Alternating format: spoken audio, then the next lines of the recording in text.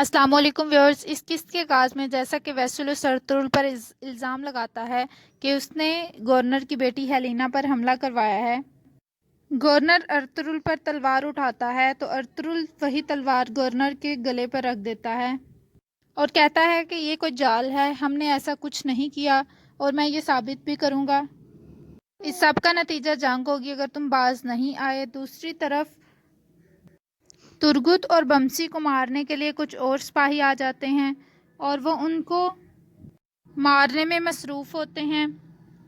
اتنے میں گورنر ویسلوس کو کہتا ہے کہ ارطغرل کو ختم کر دو یہاں پر ہی، اسے اس قلعے سے بھاگنے مت دینا۔ ارطغرل گورنر کو چھوڑ دیتا ہے اور ویسلوس کی طرف تلوار لے کر بڑھ جاتا ہے۔ ویسلوس ارطغرل پر حملہ کر دیتا ہے اور پھر وہاں پر ارطغرل اور ویسلوس کی لڑائی شروع ہو جاتی ہے۔ ویسلوس کہتا ہے کہ ترک، آج تم میرے ہاتھوں سے بچ نہیں پاؤ گے، تمہاری موت میرے ہاتھوں سے ہی لکھی ہے۔ دوسری طرف بمسی تلوار لگنے سے گر جاتا ہے۔ ترگت اسے اٹھاتا ہے اور اسے کہتا ہے ہمیں اندر چلنا چاہیے بھائی کی مدد کے لیے۔ اندر ارطغرل اور ویسلوس کی ابھی تک لڑائی جاری ہوتی ہے۔ ویسلوس ارطغرل پر تلوار چلا رہا ہوتا ہے لیکن ارطغرل اپنی تلوار آگے کر لیتا ہے اور وہ تلوار ارطغرل کو نہیں لگتی۔ اتنے میں صلیبی سپاہی اور بھی اندر آ جاتے ہیں۔ ویسلوس ان کو کہتا ہے کہ ارطغرل کو مار دو۔ ارطغرل فوراً سے تلوار گورنر کے گلے پر رکھ دیتا ہے اور ان کو کہتا ہے کہ اگر تم لوگ ہلے تو میں گورنر کی جان لے لوں گا۔ ترگت، بمسی اور عبد الرحمن بھی وہاں پر پہنچ جاتے ہیں۔ سپاہیوں نے ان کی گردنوں پر بھی تلواریں رکھی ہوتی ہیں۔ ترگت کہتا ہے بھائی یہاں پر کیا ہوا ہے، یہ لوگ ایسے کیوں کر رہے ہیں؟ ارطغرل بتاتا ہے کہ وہ ہیلینا کے قتل کا الزام اور اعلیٰ افسر کے قتل کا الزام ہم پر لگا رہے ہیں۔ اتنے میں ویسلوس ایک سپاہی کو اشارہ کرتا ہے اور وہ کچھ تیر لے کر آتا ہے اور وہ تیر گورنر کو دکھاتا ہے اور کہتا ہے یہ کائی قبیلے کے تیر ہیں اور ان سے ہیلینا کا قتل ہو چکا ہوگا۔ ارطغرل کہتا ہے یہ کوئی سازش ہے، کائی کے تیر کبھی بھی کسی معصوم پر نہیں چلتے اور خاص طور پر کسی معصوم عورت پر تو بالکل بھی نہیں۔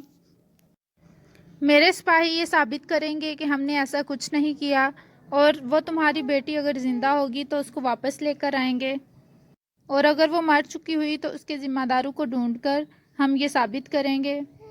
ویسلوس فوراً تلوار لے کر آگے بڑھ جاتا ہے اور ارطغرل کو مارنے کی کوشش کر کے کہتا ہے کہ آقا آپ اس کی بات کیسے مان سکتے ہیں؟ ارطغرل کہتا ہے کہ اگر تم آگے بڑھے تو میں تمہارے گورنر کو قتل کر دوں گا۔ ارطغرل کہتا ہے میں یہاں پر ہی رہوں گا جب تک تمہاری بیٹی کو زندہ یا مردہ حالت میں یہاں پر نہیں لایا گیا۔ گورنر کہتا ہے میں تمہیں کل تک کا وقت دیتا ہوں اور اگر تم واپس نہ لا سکے تو پھر جنگ ہوگی، ہم سب مریں گے۔ گورنر سپاہیوں کو اور ویسلوس کو اشارہ کرتا ہے کہ تلواریں نہیں چلانی۔ اس کے بعد ارطغرل ترگت کو کہتا ہے کہ جلدی سے ان کو تلاش کرو اور جو ان کے ذمہ دار ہیں ان کو پکڑو۔ ترگت کہتا ہے بھائی ہم آپ کو اکیلا چھوڑ کر کیسے جا سکتے ہیں؟ ارطغرل کہتا ہے بھائی میں یہاں پر ٹھیک ہوں، تمہیں اگر میری جان بچانی ہے تو اس کے ذمہ داروں کو ڈھونڈو اور لڑکی کو ڈھونڈ کر یہاں پر لے کر آؤ۔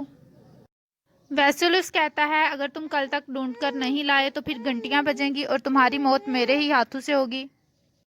اس کے بعد ارطغرل تلوار گورنر کے گلے پر رکھتا ہے اور اسے کہتا ہے اپنے قریب دیکھو کون یہ سب سازشیں کر رہا ہے، یا تو تم میری مدد کر کے امن قائم رکھنے کی کوشش کرو گے یا پھر ہم سب ہی اس میں مریں گے۔ دوسری طرف فانلی بازار کا سین شروع ہوتا ہے۔ دندار اور بمسی ہیلینا جو کہ زخمی حالت میں ہوتی ہے اس کو لے کر آتے ہیں اور آرتک صاحب کو آوازیں دیتے ہیں۔ درویش وہاں پر آ جاتا ہے اور وہ ہیلینا کا معائنہ کر رہا ہوتا ہے۔ بمسی کہتا ہے کہ یہ خاتون بچ پائے گی۔ اسحاق درویش کہتا ہے اس کا کافی خون بہہ گیا ہے، امید ہے یہ بچ جائے گی۔ اورال کا سپاہی بھی یہ جان چکا ہوتا ہے کہ ہیلینا یہاں سرائے میں موجود ہے۔ دوسری طرف ترگت لوگ قلعے سے باہر آ رہے ہوتے ہیں اور وہ دوحان کو کہتا ہے کہ ہمیں کوئی بھی بے وقوفی نہیں کرنی، ہمیں بائی کو ان قاتلوں کے شکنجے سے نکالنا ہے۔ اب یہ ہم پر منحصر ہے کہ ہم یہ کس طرح سے کرتے ہیں۔ دوسری طرف ویسولس پیٹروس کو پکڑتا ہے اور کہتا ہے یہ سب کچھ تمہاری وجہ سے ہوا ہے، تم ناکام ہو گئے ہو، اگر تم لڑکی کی لاش لاتے تو میں یہاں پر ارطغرل کو مارنے میں کامیاب ہو جاتا۔ پیٹروس کہتا ہے کہ وہ نہیں بچے گی، میں نے اس کے تیر جہاں پر مارا تھا اس کا کافی خون بہہ چکا ہوگا۔ دوسری طرف آرتوک صاحب سرائے میں ہیلینا کی کمر سے جب تیر نکالتے ہیں وہ دیکھتے ہیں کہ یہ تیر کائی قبیلے کا ہے۔ آرتوک صاحب پریشان ہو جاتے ہیں اور کہتے ہیں کہ کسی نے ہمارے خلاف سازش کی ہے۔ وہ بمسی سے پوچھتے ہیں کہ یہ تمہیں کہاں سے ملی تھی؟ بمسی کہتا ہے کہ مجھے صرف یہ لڑکی ملی تھی، مجھے نہیں پتا کہ اس پر کس نے حملہ کیا ہے۔ بمسی کہتا ہے کہ یہ بہت سخت خاتون ہیں، یہ اگرچہ زخمی تھی لیکن جب میں نے ان کو پکڑا تو یہ پھر بھی مجھ پر پوری طرح سے حملہ آور ہو گئی تھی۔ درویش کہتا ہے کہ یہ تمہارے ساتھ بہت جچے گی۔ بمسی کہتا ہے کہ استغفر اللہ، یہ آپ کیسی نامناسب بات کر رہے ہیں۔ آرتوک صاحب کہتے ہیں کہ یہ جو بھی معاملہ ہوا ہے ہمیں اس کا ارطغرل صاحب کو بتانا پڑے گا۔ وہ ہیلینا کے زخموں کو ٹھیک کرتے ہیں اور مرہم پٹی کرنے کے بعد وہ درویش کو کہتے ہیں کہ اب تم نے اس کا خیال رکھنا ہے، مجھے آگے کے معاملات کو دیکھنا ہے کہ اب کیا کیا جائے۔ اور پھر درویش باقی کا کام دیکھتا ہے اور وہ بمسی کو کہتا ہے کہ ہمیں اس لڑکی کی حفاظت کرنی چاہیے کیونکہ شاید یہ ہمارے کسی کام آ جائے۔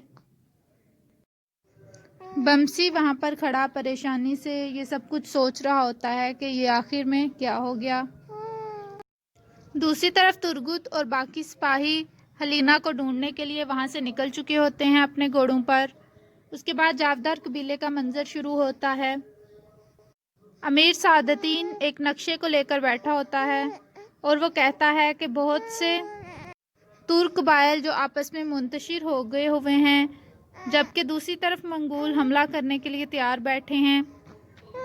سلطان ان کا اتحاد چاہتا ہے۔ اورال کہتا ہے یہ جنگ کا وقت ہے، اس کا مطلب ہے۔ سعادتین کہتا ہے تم جنگ کے لیے بہت بےتاب رہتے ہو۔ اورال کہتا ہے ہم اور ہمارے سپاہی ہمیشہ اس کے لیے تیار رہتے ہیں۔ سعادتین کو پیک کہتا ہے تم ٹھیک کہہ رہے ہو اور کچھ عرصے بعد سلطان یہاں پر اپنی زمینوں کے ساتھ ہوں گے اور پھر تم لوگ اپنے سپاہیوں کی وجہ سے ان کی مدد کر سکتے ہو۔ جاندار صاحب کہتے ہیں یہ ہمارے لیے باعث شرف بات ہوگی کہ ہم سلطان کی ریاست کے کسی کام آئیں۔ اتنے میں کتلوجہ اندر آتا ہے اور وہ بتاتا ہے کہ امیر سعادتین سے کوئی ملنے آیا ہے جو کہ قاصد ہے۔ امیر سعادتین کہتے ہیں اس کو بھیج دو۔ قاصد اندر آتا ہے اور اس کے پاس کوئی خط ہوتا ہے، وہ خط سعادتین کو پیک کو پیش کر دیتا ہے۔ سعادتین کو پیک وہ خط کھولتا ہے اور اس کو پڑھنے کے بعد پریشانی میں مبتلا ہو جاتا ہے۔ اس کے بعد دوسری طرف سرائے میں بمسی اور آرتوک صاحب بات چیت کر رہے ہوتے ہیں۔ بمسی کہتا ہے کہ ہمارے دشمنوں کی سازشیں آخر کب ختم ہوں گی؟ وہ یقیناً سب کو مار کر ہمیں پھنسانا چاہتے ہیں۔ دوسری طرف سعادتین کو پیک جاندار صاحب کو بتاتا ہے کہ ارطغرل نے گورنر کے گلے پر خنجر رکھ دیا اور وہ اس کے ہی قلعے میں اس کو یرغمال بنا گیا۔ جاندار صاحب کہتے ہیں کہ اس کا کیا مطلب ہے؟ سعادتین کو پیک کہتا ہے کہ گورنر کا دعویٰ ہے کہ اس نے اس کے اعلیٰ افسر کو مارا ہے اور اس کی بیٹی بھی غائب ہے۔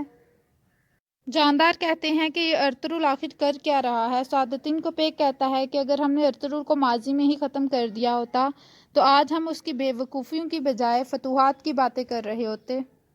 دوسری طرف سرائے میں ترگت اور باقی سپاہی آتے ہیں۔ ترگت بہت پریشان ہوتا ہے اور وہ ساری سچویشن بمسی کو بتاتا ہے۔ آرتوک صاحب کے ہاتھ میں تیر ہوتا ہے۔ ترگت کہتا ہے یہ کیا ہے؟ آرتوک صاحب بتاتے ہیں کہ یہ ایک زخمی لڑکی لے کر آیا تھا اور اس سے نکالا ہے ہم نے، اس کا نام ہیلینا ہے۔ ترگت کہتا ہے کہ یہ ضرور گورنر کی ہی بیٹی ہے، کیا وہ زندہ ہے؟ آرتوک صاحب کہتے ہیں ابھی تک اس کو ہوش نہیں آیا لیکن وہ جلد ہی ٹھیک ہو جائے گی۔ تمام سپاہی اس بات پر خوش ہو جاتے ہیں اور وہ کہتے ہیں کہ ہم اس لڑکی کو پیش کر کے بھائی کی جان بچائیں گے۔ دوحان بمسی کو کہتا ہے کہ تم نے تو ایک عظیم کر دیا، تم نے نہ صرف ایک لڑکی کی جان بچائی بلکہ تم نے کائی کی عزت کو بھی بچایا ہے اور اس کے ساتھ ساتھ ارطغرل بائی کی جان کو بھی بچایا ہے اور ساتھ ہی ریاست کے امن کو بھی بچا لیا۔ بمسی کہتا ہے کہ کیا میں نے بہت اچھا کیا؟ دوہان کہتا ہے ہاں تم نے بہت اچھا کیا۔ اور یہاں پر اس قسط کا اختتام ہو جاتا ہے۔ ویڈیو پسند آئے تو لائک کریے گا، کمنٹ کر کے بتائیے گا کیسی لگی آپ کو ایپیسوڈ۔ Thank you.